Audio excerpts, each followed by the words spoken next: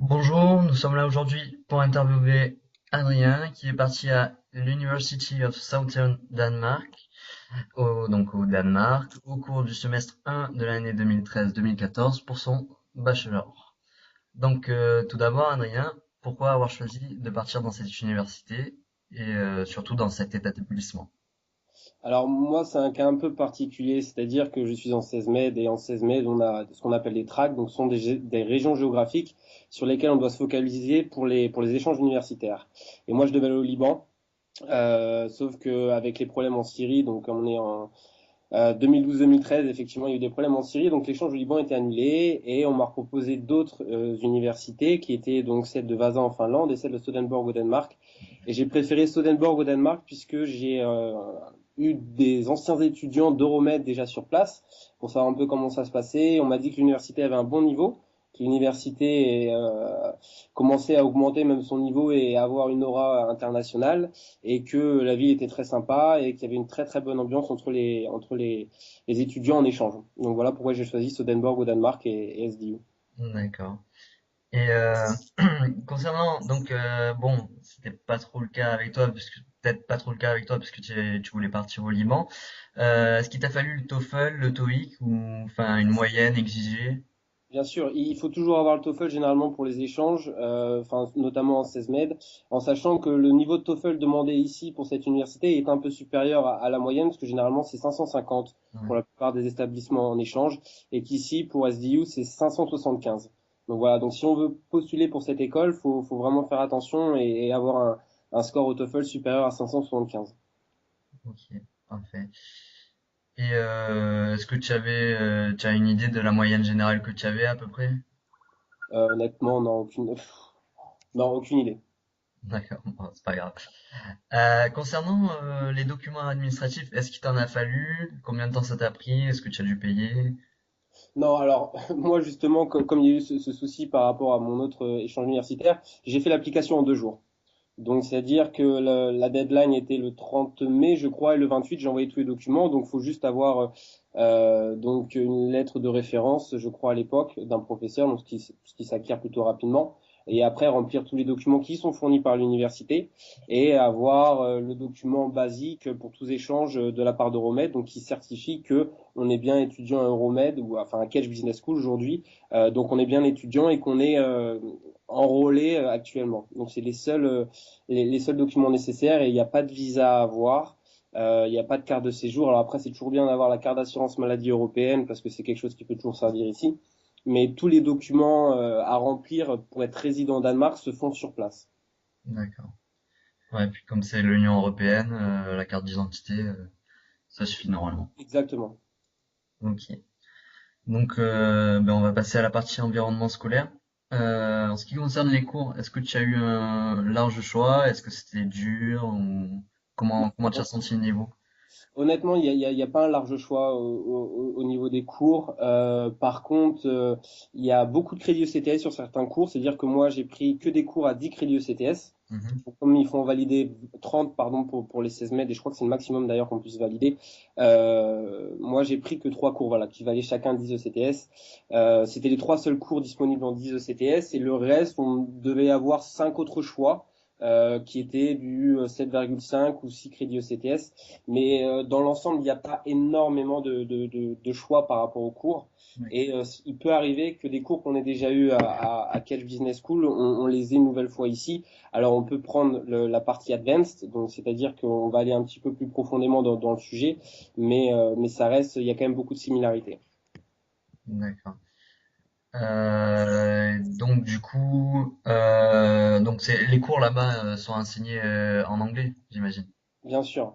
Il faut savoir aussi qu'il y a l'opportunité d'apprendre le danois. Donc il y a des cours de danois qui sont donnés. Alors l'inconvénient majeur, c'est qu'ils sont donnés, par exemple pour le premier semestre, ils sont donnés fin octobre. C'est-à-dire que pendant un mois et demi, 2 mois, on n'a pas de cours de danois. Et c'est vrai que quand on reste un semestre, c'est un peu court puisqu'il nous reste finalement le mois de novembre et de décembre et de janvier. Donc 3 mois pour pouvoir suivre les cours de danois. Donc c'est mieux si on reste un an par rapport à ça. Et sinon, bien sûr, tous les cours sont en anglais. Le niveau des cours dépend des professeurs.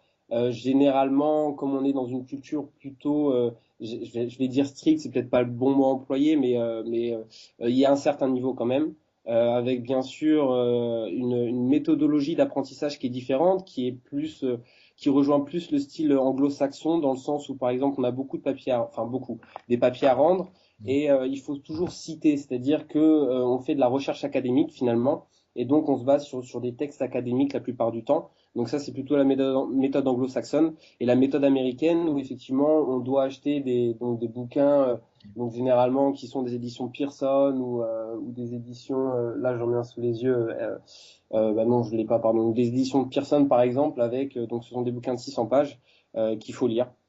Alors on peut se projeter sur certains chapitres en particulier, mais il est quand même conseillé de le lire complètement. Et c'est là où ça diffère un peu de Kedge Business School, où effectivement on avait un support qui était plus support de présentation PowerPoint.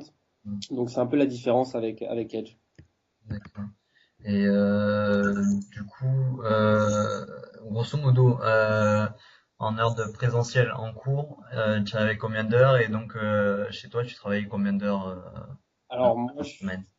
comme je t'ai dit, j'ai pris 3 cours avec 10 ECTS, donc c'est que 3 cours, donc c'est pas énorme. Mhm, Donc c'est 4 heures de cours pour chaque cours. Donc voilà, ça me fait 12 heures de cours, mhm, ce qui est pas énorme sur la semaine. Mais après, il y a un travail personnel un peu plus approfondi, je vais dire, mais qui est équivalent à Kedge, hein, honnêtement. Même si on a plus de pages à lire, même si on travaille beaucoup sur des recherches académiques, au final, il y a le même temps de travail qu'à Kedge. Et il y a suffisamment de temps pour pouvoir profiter de la vie ici à Sodenborg et des autres étudiants en échange. Donc honnêtement, le nombre d'heures passées chez soi à travailler n'est pas si important. d'accord. Et il y a toujours les professeurs sont accessibles, ils peuvent t'aider si tu as un souci.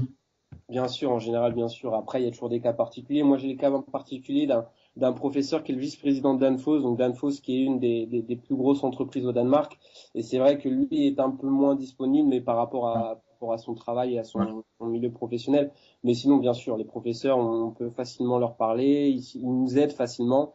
Il y a aucun souci là-dessus. Il y a aussi des évaluations sur les professeurs, donc il y a toujours un feedback qui est retenu par l'université pour essayer justement d'avoir la meilleure relation entre les élèves et les professeurs et surtout d'avoir des professeurs pertinents et performants. D'accord. Ok. Bon. On va passer maintenant donc à la partie environnement étudiant et intégration. Mhm. Comment s'est passée ton arrivée? Est-ce que tu as ressenti le mal du pays? Enfin, Alors bon déjà moi, quand je suis arrivé, il y a toujours enfin peu importe où on va en échange, généralement il y a cette journée d'introduction. Donc on a souvent un buddy. Alors au Danemark, moi je suis arrivé un peu plus tard à cause de mon stage, donc j'ai pas eu de buddy et j'ai pas participé à la journée d'introduction. Mais il y a toujours une journée où on présente l'université, enfin on fait un tour de l'université, on explique comment ça se passe. On explique comment tout utiliser, que ce soit de l'imprimante à la carte pour la cafétéria, etc. Donc il n'y a pas de souci. Et le buddy te permet de justement visiter un petit peu la ville, d'avoir une idée un petit peu de ce qu'il y a à faire dans le centre-ville et puis aux alentours. Donc l'intégration est plutôt facile et surtout en sachant que le Danemark n'est pas non plus une culture très très différente de la France. Il y a toujours des différences culturelles bien sûr, mais il n'y a pas de choc culturel du moins. Donc il n'y a pas vraiment de mal du pays. ok. Et donc pour en revenir un petit peu à l'école, est-ce que l'école organise des activités? Est-ce qu'il y a du sport? Est-ce que c'est possible de faire partie d'une asso? Alors, au niveau du sport, il y a donc le SSF, donc qui est l'association étudiante sportive, qui propose énormément d'activités. Pour être honnête, chaque jour, on peut faire un sport différent. Alors moi, je sais que mon emploi du temps, c'était lundi rugby, mardi foot en salle, mercredi gym, jeudi entraînement physique de rugby et vendredi, j'allais faire de la voile. Donc voilà, c'est pour dire qu'il y a vraiment, si on veut s'investir, si on veut profiter parce qu'il n'y a pas énormément de travail chez soi, on est dans une petite ville, donc il faut s'occuper et tout le monde le comprend bien. Il y a beaucoup d'activités qui sont organisées. On est au bord de la mer, donc il y a possibilité de faire du kitesurf, de la planche à voile, donc de la voile, ce qui est plutôt très sympa comme activité extrascolaire et ce qu'on n'a pas partout. Donc ça, c'est pour le sport. Au niveau des associations, Moi, j'ai rejoint l'AIESEC, donc l'AIESEC qui est Hmm. aussi à Cage, hein. Donc moi, j'ai rejoint l'AIESEC ici, donc à SVU, donc à Sodenborg. Donc il y a possibilité de rejoindre cette association, par exemple. Il y a possibilité de rejoindre l'équivalent du BDE sur place, mais il faut rester un an et il faut un peu pousser parce qu'ils acceptent pas forcément quand on reste qu'un an.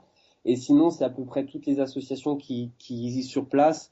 Il y a toujours l'équivalent du BDS où on peut rejoindre, je crois, si on reste un an. Je suis pas sûr. Mais il n'y a pas un monde associatif aussi complet et diversifié qu'à Cage. C'est une particularité de Cage, hein, pour moi. Donc il y a toujours possibilité, mais moins qu'à Cage. Voilà.